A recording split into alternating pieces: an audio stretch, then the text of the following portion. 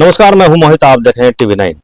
बिहार में विधानसभा चुनाव की समाप्ति हो गई और नए सरकार का गठन हो गया, मगर इस बीच जो है जनसुराज जितना जो है ताम झाम से जो है पूरे बिहार में चुनाव लड़ी और 243 सीट में से 238 सीट पर उन्होंने चुनाव लड़ा था, मगर एक भी सीट पर उनके उम्मीदवार जो है जीत हासिल नहीं कर पाए।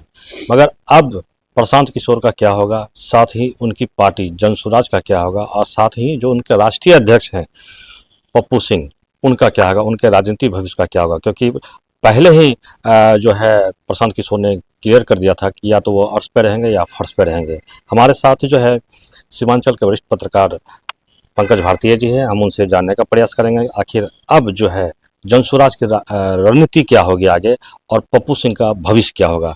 आप क्या देख रहे हैं सर, आगे जो है जनसुराज का क्या भविष्य देख रहे हैं? देखिए, निश्चित तौर पर एक जीत या हार से किसी पार्टी के भविष्य का फैसला नहीं किया जा सकता है। आपने भी देखा होगा कि भाजपा जो है 2 सीट से लेकर आज यहाँ तक का सफर तय किया है। तो लोकतंत्र में, चुनावी राजनीति में जीत और हार जो है एक ही सिक्के के 2 पहलू हैं।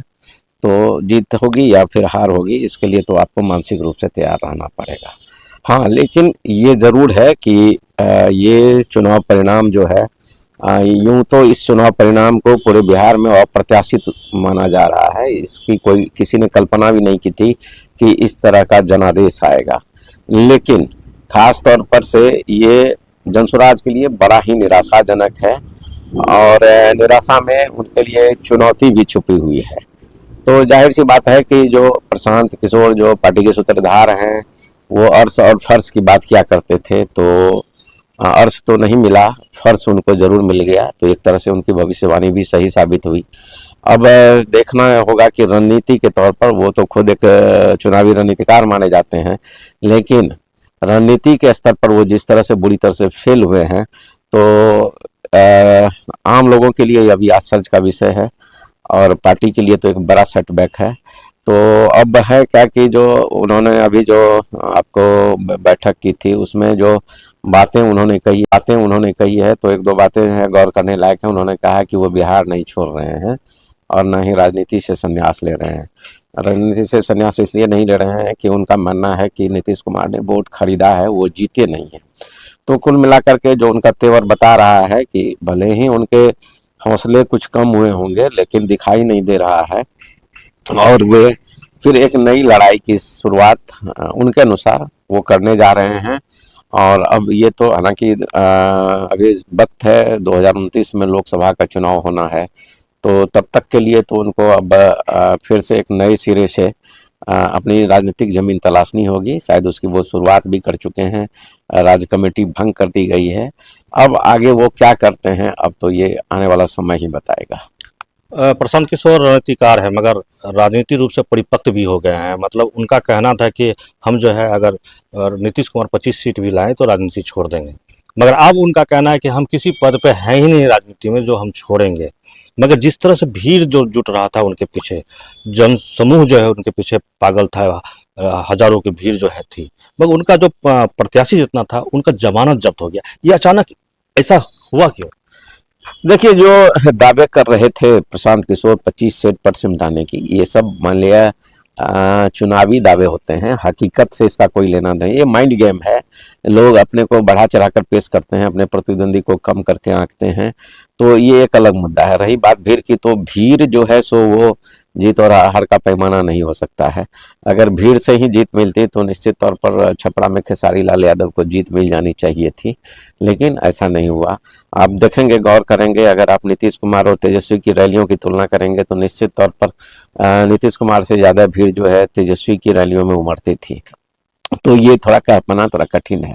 हाँ, अब जो है सो अगर हम बात करें कि आप देखेंगे कि ये 238 सीट पर शायद उन्होंने चुनाव लड़ा था, तो अधिकांश सीटों पर तो 2-4 सीट को अगर हम छोड़ दें तो मुझे लगता है कि अधिकांश सीटों पर उनकी जमानत जब्त हो चुकी है। पूर्णिया की हम बात करेंगे। पूर्णिया में जनसुराज के राष्ट्रीय अध्यक्ष जो है पप्पू सिंह, उनका गृह क्षेत्र भी है, मगर यहाँ के 7 विधानसभा हैं, उन पे भी जनसुराज का उम्मीदवार था। सभी का जो जमानत जो है जब्त हो गया।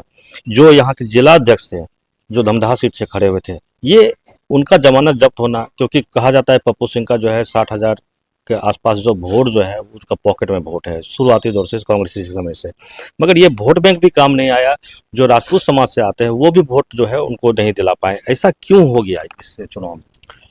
देखिए सभी सीट की बारी बताएंगे आप? हाँ, नहीं ठीक है, मतलब आप अगर देखेंगे, हम थोड़ी सीमांचल की अगर बात कर लेते हैं तो मुझे लगता है कि जोकीहाट में सबसे बढ़िया परफॉर्मेंस जनसुराज ने किया। 35,000 से अधिक वोट सरफराज आलम को मिले, लेकिन वो वोट जनसुराज के वोट नहीं थे। आपको पता होगा कि जो सांसद रह चुके हैं सरफराज आलम, विधायक रह चुके हैं, बिहार सरकार में मंत्री रह चुके हैं, और सबसे बड़ी बात है कि वो मरहूम तस्लीमुद्दीन के बेटे भी हैं, जिनकी अपनी एक राजनीतिक हैसियत रही है सीमांचल के इलाकों में।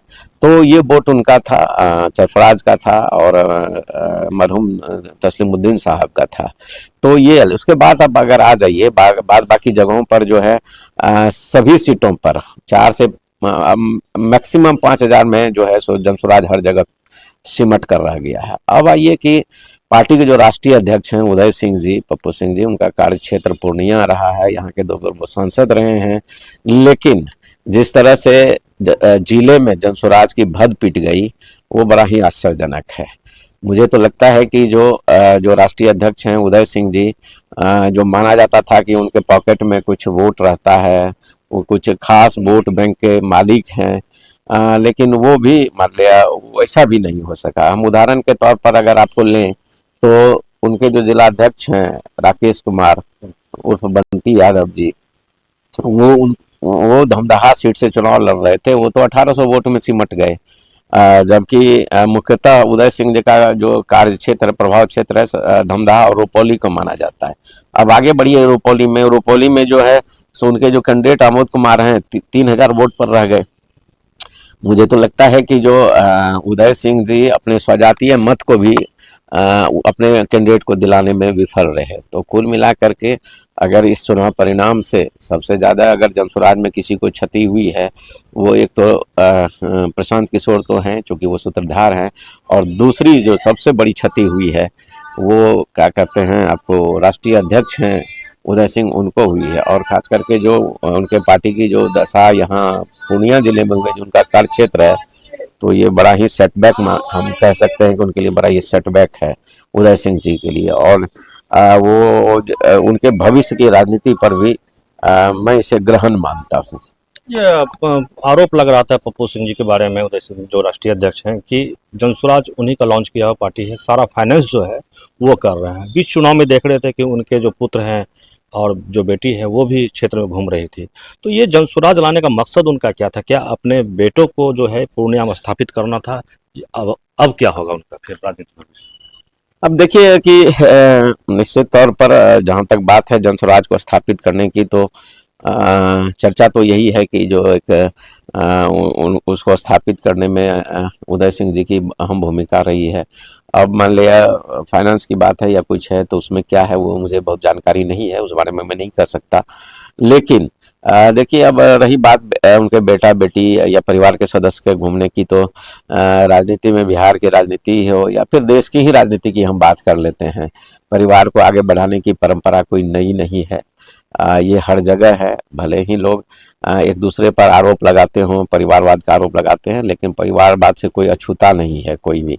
और खास करके जो राजनीतिक घराना है, चूँकि उदय जी एक राजनीतिक घराने से ताल्लुकात रखते हैं, बड़े राजनीतिक घराने से ताल्लुकात रखते हैं, तो उनकी भी मंशा रही होगी कि जो अगर सफलता मिलती है जनसुराज को विधानसभा चुनाव में, तो निश्चित तौर पर लोकसभा चुनाव में जो है अपने परिवार के सदस्यों को आगे बढ़ाएं, उनको जो जहां से राजनीतिक विरासत मिली है उस विरासत को इनहेरिट करें अपने बच्चों में और उसको आगे बढ़ाएं। तो ये कोई बहुत आश्चर्य की बात नहीं है। अगर वैसा सोचते हैं तो कुछ मेरे ख्याल से कुछ गलत भी नहीं सोचते हैं। पप्पू सिंह से हम जो बात कर रहे थे उनका कहना था कि अब हमारी पार्टी जो है निचले स्तर यानी कि पंचायत चुनाव जो है उस पे उम्मीदवारों को खड़ा करेगी।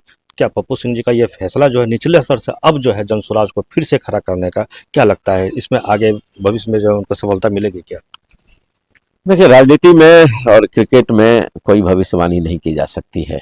कल क्या होगा ये कह पाना थोड़ा मुश्किल होता है। और जिस तरह से उदय सिंह जी ने जैसा आपको बताया, फिर जो प्रशांत किशोर जी को मैं सुन रहा था, उनकी बातों से लगता है कि वो खुद अब दोबारा खुद को रिकंस्ट्रक्ट कर करके है कि आगे वो बढ़ना चाह रहे हैं। तो अच्छी बात है, बढ़ना भी चाहिए। और खेल जरा सा लंबा जरूर होगा क्योंकि अभी समय है, लेकिन सतत प्रयास से जो है सो अगर सफलता मिल जाए तो कोई बड़ी बात नहीं है। आप अगर देखेंगे तो 2010 का चुनाव परिणाम देखेंगे तो उस समय भी इससे बुरी गत हुई थी राजद की उस समय में, लेकिन फिर राजद का कमबैक हुआ। तो ये सब तो राजनीति में चलता रहता है, ये कोई बड़ी बात नहीं होती है। तो अगर वो निचले स्तर से अगर शुरू करते हैं, जैसे कि चर्चा है कि जो आगे जो नगर निकाय या फिर पंचायत चुनाव होंगे वो दलीय आधार पर होंगे, तो निश्चित तौर पर अगर उसमें वो हाथ आजमाएंगे तो हो सकता है कि उनको सफलता मिल जाए। अभी जो वो अभी जो उनकी स्थिति है उससे शायद वो कुछ बेहतर कर सकें। वो इसलिए भी देखिए, संभावना इसलिए भी जन स्वराज के लिए नहीं खत्म हो जाती है कि जब आप देखेंगे कि जो 2024 में जो उपचुनाव हुए थे बिहार में, उन्होंने लगभग 10% वोट हासिल किया था। हालांकि इस बार वो 3.5% में ही सिमट कर रह गए। तो अप एंड डाउन चलता रहता है। हो सकता है कि जो पंचायत चुनाव में वो बेहतर परफॉर्म कर सकें, तो इसकी संभावना से हम इनकार भी नहीं कर सकते। अप एंड डाउन होता रहेगा, मगर पूर्णिया में चर्चा अब ये भी है कि जो वर्तमान में सांसद हैं पप्पू यादव, उनसे कुछ लोग खपा चल रहे हैं। और जिस तरह से संतोष कुशवाहा चुनाव विधायक का लड़े और बुरी तरह से हार हुई, वो भी एक तरह से हाशिए पर चल गया। अब फिर से जो है मांग उठ रही है कि नहीं, पूर्णिया से सांसद के रूप में पप्पू सिंह जो है फिर यहाँ से चुनाव लड़े। क्या लगता है? देखिए, राजनीति में जो है ना, होता क्या है कि किसी के कहने और नहीं कहने से कोई फर्क नहीं पड़ता है।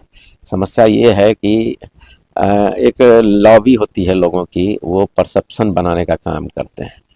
आज मान लिया 1 साल हुए हैं, तो अब पप्पू यादव अगर लोकप्रिय हो गए हैं, तो मुझे इसका कोई तर्क समझ में नहीं आता है कि किस तरह से वो लोकप्रिय हो गए।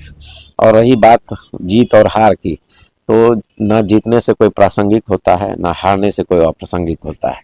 ये राजनीति जो है सो ये अप एंड डाउन होता है, यहाँ उत्थान और पतन हमेशा होता रहा है। आप देख लीजिए निकल करके। तो इस तरह की बातें। अब रही बात कि अब उदय सिंह जी अगर चुनाव लड़ेंगे लोकसभा का चुनाव, तो वो तो यहाँ से एमपी भी रह चुके हैं, तो निश्चित तौर पर वो लड़ सकते हैं। इसमें तो किसी को कोई बंदिश है नहीं कि जो। और रही बात, अगर कोई अगर ये कह रहा है कि जो 1 साल में ही पप्पू यादव वो लोकप्रिय हो गए हैं, उनका ग्राफ गिर गया है, तो मैं इस बात से इसलिए भी सहमत नहीं हूँ कि आप खुद देखते होंगे कि जो जो विधानसभा चुनाव हुआ, कई उम्मीदवार ऐसे थे जिनके खिलाफ जबरदस्त एंटी इनकम्बेंसी था। ठीक है। और इसी इसी यहीं के लोगों ने, यहीं के मतदाताओं ने उन्हें 1.25 लाख वोट देने का काम किया है। तो यहाँ वो सब कोई देखिए, तत्कालिक कारण ही यहाँ महत्वपूर्ण होता है। जैसे कि यहाँ 10,000 में वोट मिल गए, ये तत्कालिक कारण था। तो तत्कालीन कारण इतिहास रहा है। 1857 का जो विद्रोह हुआ था, उसके भी तत्कालिक कारण थे। तो ये माइंडसेट है लोगों का। ये लोग यहाँ कहते कुछ हैं, करते कुछ हैं, इसलिए ये कहना मुश्किल होता है। और पप्पू यादव राजनीति के बड़े शातिर खिलाड़ी हैं। ठीक है, वो माइंड गेम जानते हैं। ठीक है, और मायावी भी है। ठीक है, तो वो क्या कर बैठेंगे अपने चुनाव के समय में, इसका आकलन थोड़ा सा कर पाना मुश्किल है। तो इसलिए बहुत हल्के में लेने की जरूरत नहीं है पप्पू यादव जी को। बाद बाकी सबों का स्वागत है। जो भी यहाँ चुनाव लड़ेंगे तो जनता तय करेगी कि किनको विजय का माला पहनाया जाए। ये तत्कालिक जो जनता का मूड होगा उस पर निर्भर करेगा कि वो किसको जिताने और हराने का काम करते हैं। लोग एजेंडा तय करेंगे, परसेप्शन बनाने का काम करते हैं, लेकिन वो सब कोई बातें नहीं है, सारी बातें फिजूल है। धन्यवाद।